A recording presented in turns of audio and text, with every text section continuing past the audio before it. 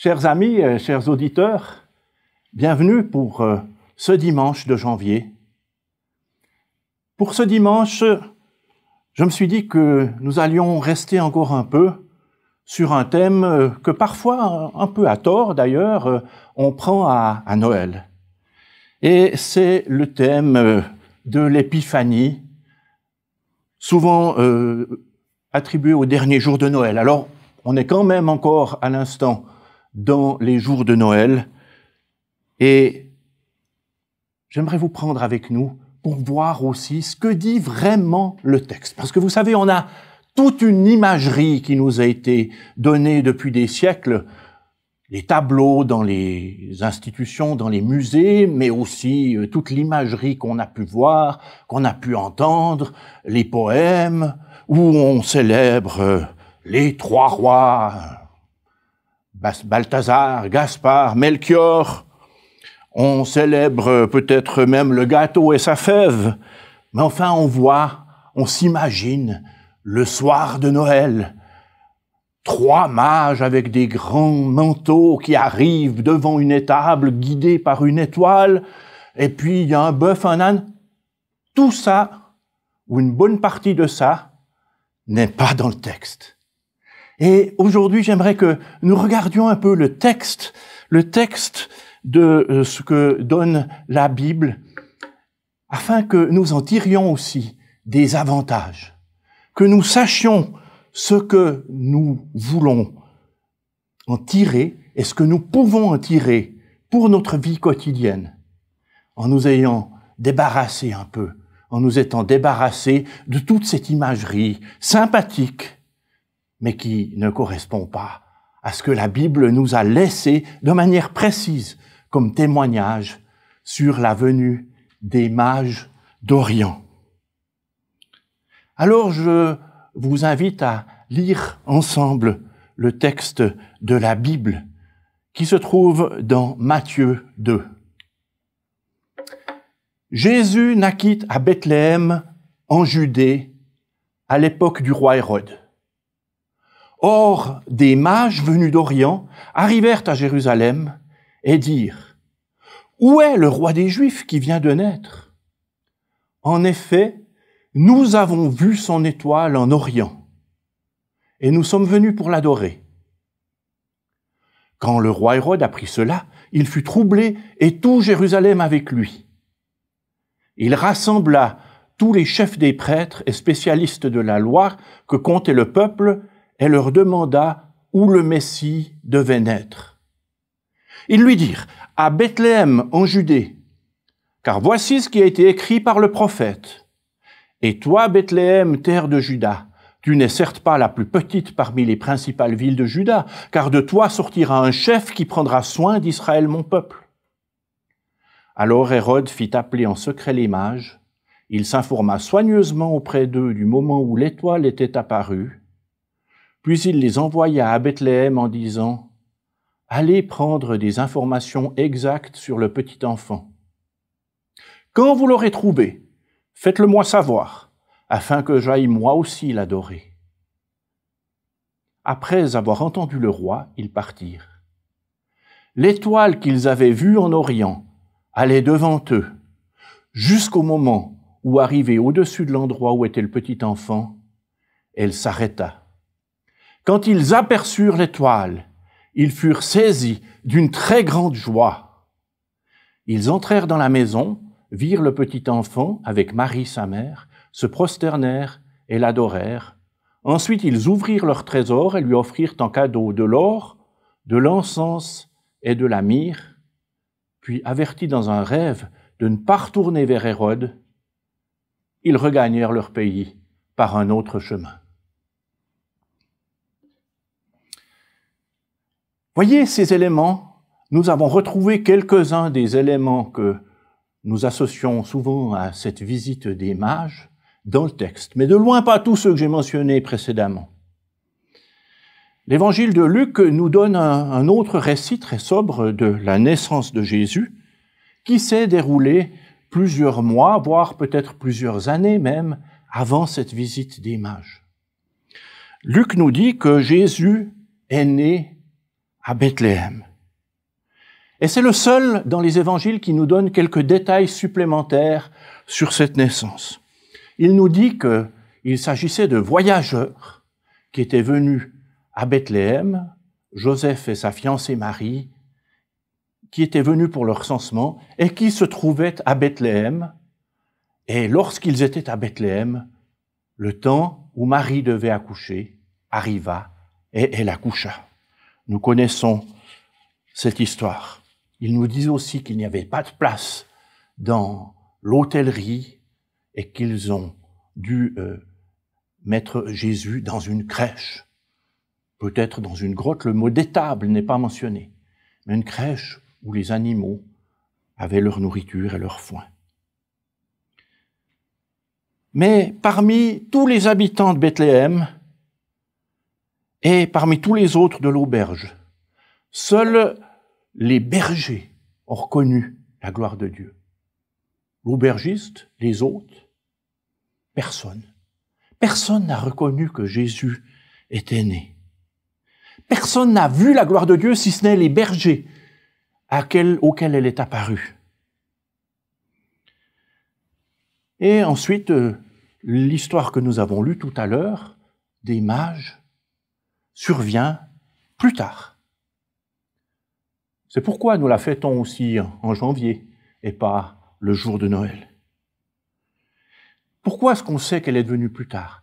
Eh bien, Luc nous donne un détail dans Luc 2, 24, en disant que le 8e jour après sa naissance, Jésus a été présenté au temple et à cette occasion, ses parents ont sacrifié 2 tourterelles. Or, d'après Lévitique 12, s'ils en avaient eu les moyens, ils auraient dû offrir plus, ils auraient dû offrir un agneau. Et s'ils ont offert des tourterelles, c'est qu'ils n'en avaient pas les moyens. Mais avec l'or, l'encens et la myrrhe qu'ils ont reçus des mages, ils auraient pu se payer un agneau. C'est donc que cet épisode est survenu plus tard. Nous lisons aussi que les mages sont arrivés dans une maison, pas dans une grotte ou dans une crèche ou dans une étable. Et plus tard aussi, nous lisons que Hérode s'est enquis soigneusement du moment auquel l'étoile était apparue. Et manifestement, ça a fait plusieurs mois, le temps que les mages viennent. Mais enfin, voilà que les mages arrivent. Et Jésus provoque, déjà à l'époque, mais maintenant encore, 3 types de réactions. Nous l'avons lu dans le texte. Il provoque d'une part l'hostilité d'Hérode, qui tout à coup entend qu'il y a un nouveau roi. Qu'est-ce que c'est que ce roi des Juifs qu'on vient me dire? Mais les sages, qui savent, qui citent le texte, qui disent oui, alors s'il y a une étoile, s'il y a un roi, alors c'est le Messie, et il doit naître à Bethléem, d'après les écrits du prophète Michée. Ils savent tout ça. Et ils n'en tirent aucune conséquence. Ils n'en tirent rien. Ils disent, oh, faut aller à Bethléem, puisque c'est là que doit naître le Messie. Complètement indifférent à cette nouvelle extraordinaire. Une étoile est apparue. Le Messie est là. Ah oui, à Bethléem, probablement. 3e réaction, celle que Dieu aimerait produire dans notre cœur. L'adoration. Le Messie est là. Le Messie est là, alors je vais le rencontrer.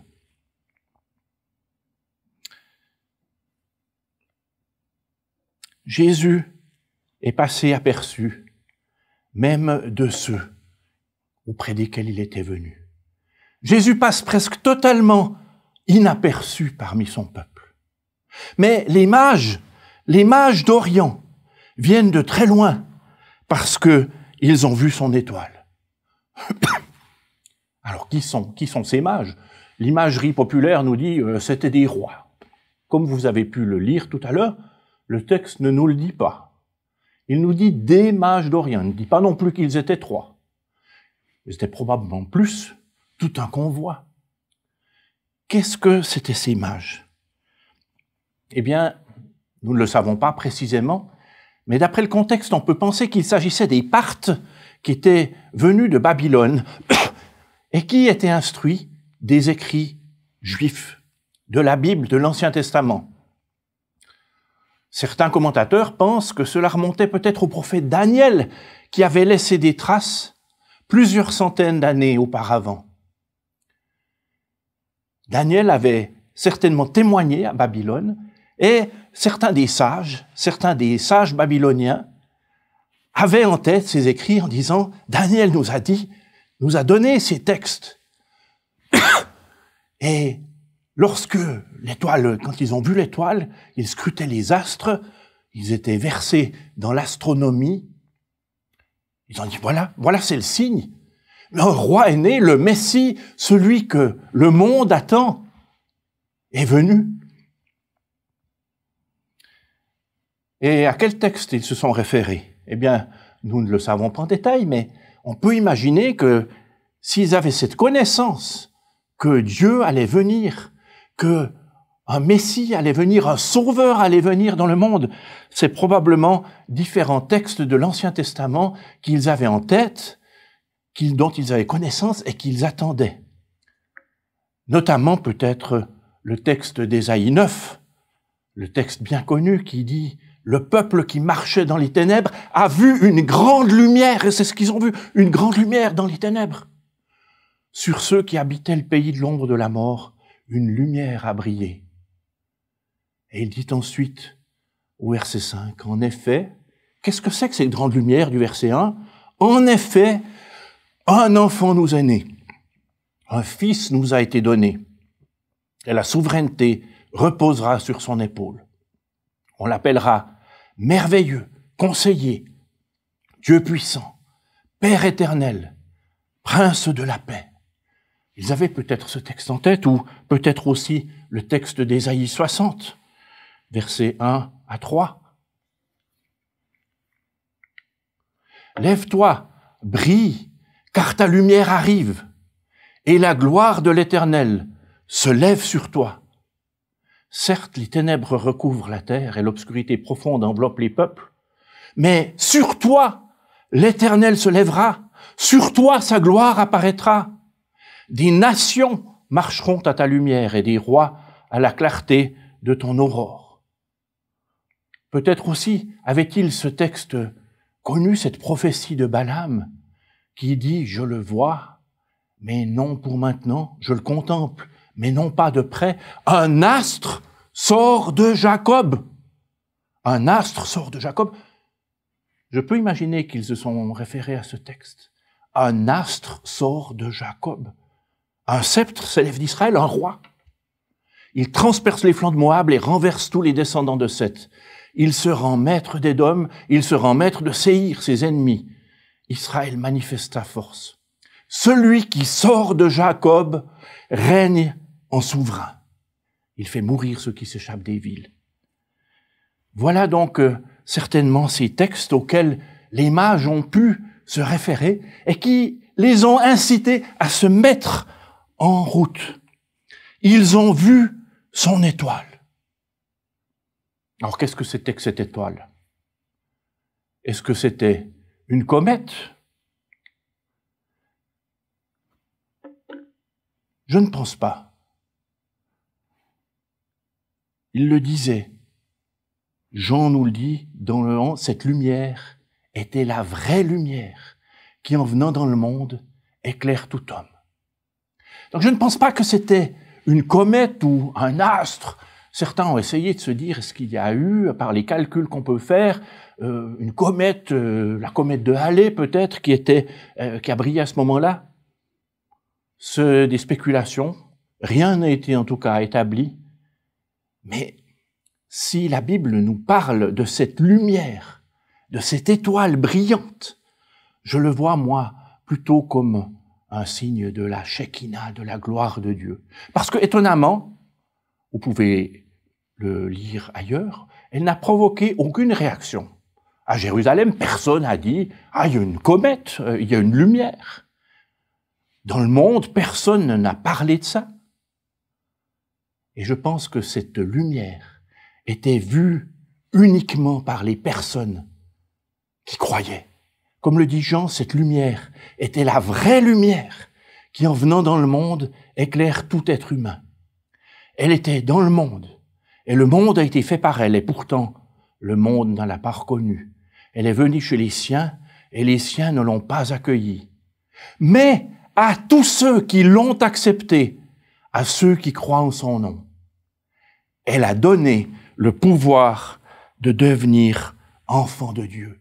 Cette lumière était visible par ceux qui croyaient. Et ceux qui croyaient étaient incités à l'action. Le message qu'ils ont vu, le message qu'ils ont cru, a produit la foi. Et la foi a produit l'action en vue de l'adoration. Alors nous le disons, Hérode redoutait un rival. Hérode redoutait notamment un roi que les Parthes, ses ennemis, auraient nommé pour le détrôner. Rendez-vous compte, un jour arrive à Jérusalem, on n'a rien vu de spécial, on n'a pas vu d'étoile, une arrivée de mages d'Orient, disons des Parthes, arrivent là puis disent « Mais où est le roi à Jérusalem? Où est le roi d'Israël qui vient de naître ?» Ça n'a pas plu beaucoup à Hérode. C'est assez compréhensible, connaissant ses réactions habituelles, qui nous sont décrites par les historiens. Il savait immédiatement s'il y a un roi, et qui n'est pas moi, il faut que je le supprime. Il est devenu hostile, mais rusé et fourbe comme il était, il a fait mine de s'y intéresser en disant « ils vont m'aider à le trouver, et puis on s'en débarrassera. » L'hostilité. Les sages aussi, eux, craignent surtout les réactions du roi, en réalité.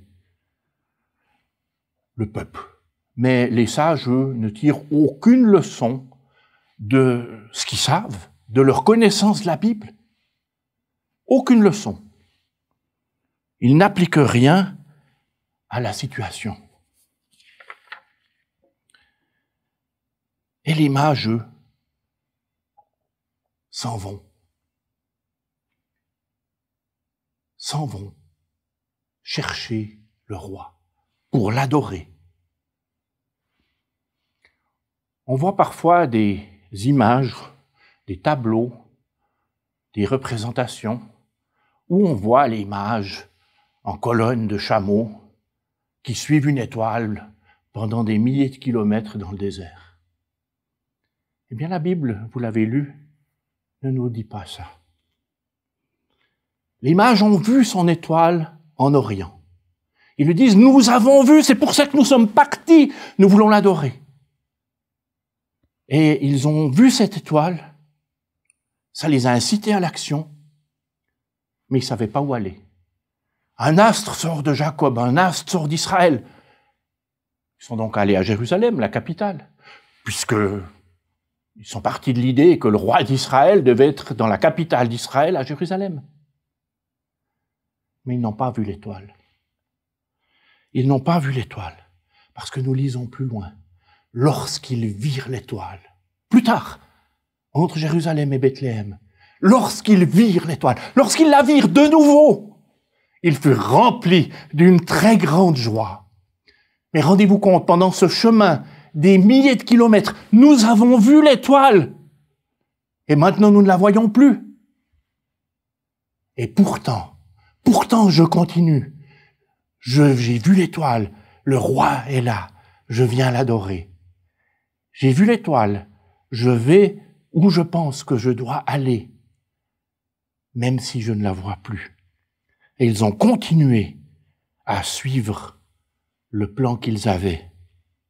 Ils se sont mis en route et ils sont arrivés à Jérusalem.